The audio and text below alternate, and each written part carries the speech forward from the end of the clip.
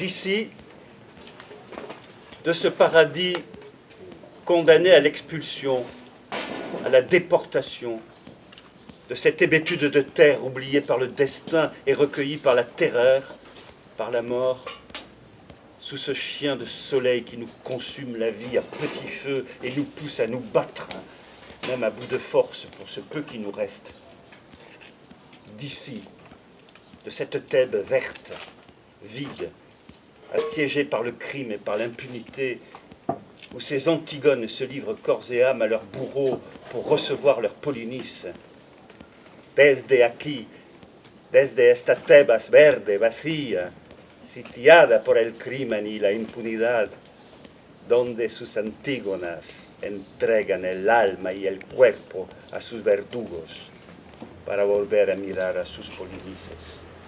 D'ici, où ils appellent corps les disparus que nous recherchons nuit et jour, d'ici, de cette terre mienne, celle des citronniers dans le patio, celle des enfants du sel, celle des fleuves pleins de vie, femmes fougueuses aux cheveux sombres comme ces nuits taureaux noirs, celle des voies ferrées le long de ma maison, celle des plages telles des mains tendues vers les jambes du ciel, celle des bravoures d'une guerre qui n'a pas éclaté, celle de la colline de la foi avec sa croix à son sommet, celle des volcans explosant si fort dans ma poitrine, envahi du désir de crier d'ici, de cette terre mienne. Le poème est extrait d'un recueil qui est paru il y a 2 ans aux éditions Walada dans la collection La Merlette Moqueuse et qui s'intitule Cancionero des temps obscurs. C'est un recueil fait de 2 recueils de 2 poètes différents, César Anguiano et Jorge Vargas. Vous avez compris que ce sont des poèmes qui sont directement articulés à la situation que connaît le Mexique historiquement. Le recueil de César Anguiano se réfère à la période terrible de la présidence Calderón 2006-2012.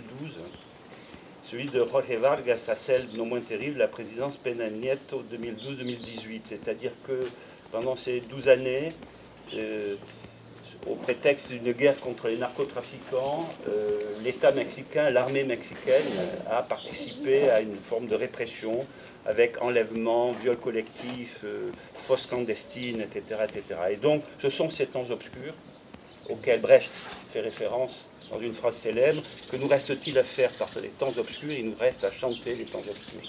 D'où l'idée d'associer ces 2 auteurs dans un livre commun, Cancionero des temps obscurs.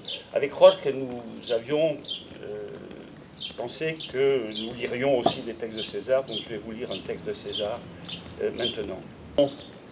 Une guitare, la gorge d'une cantatrice géniale, lancer une note aiguë, soutenue, mélange de cris et de sanglots.